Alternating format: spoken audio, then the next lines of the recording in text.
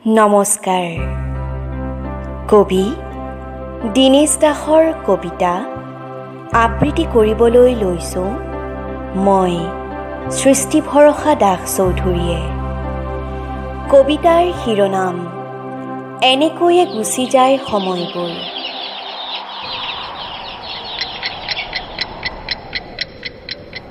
এনেকৈয়ে বিষাক্ত সাজযোৰ পিন্ধি গৈ থাকিল সময়বোৰ, গৈ থাকিল সময়বোৰ, গৈ থাকিল সময়বোৰ। এনেকৈয়ে গৈ থাকিল উলম্ব সময়ৰ প্ৰতিটো ঘাত প্ৰতিঘাত, অবাঞ্ছিত কালৰ নিষ্ঠুৰ কৰাঘাত। আকৌ এনেকৈয়ে যদি সময়ে সাজি থোৱা কাঁইটীয়া পঁজাত বন্দী হৈ থাকে মানুহ, এনেকৈয়ে যদি গতিস্মান ভৰি দুখনি ছিঙি যায় চনককৈ, উৰণৰ ডেউকা দুখনি খহি পৰে তললৈ,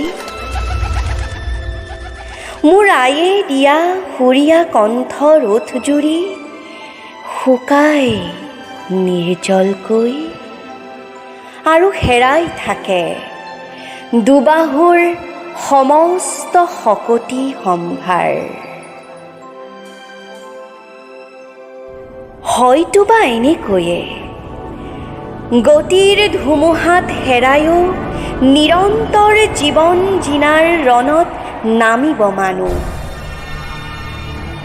ভিতৰত এতিয়াও দৃশ্যমান সত্তা, চোৱা চোৱা তল ওপৰকৈ তেজে তলমল ৰূপত অহৰহ চলিছে, চলিবই লাগিছে ৰণচণ্ডী নোম, ৰণচণ্ডী নোম।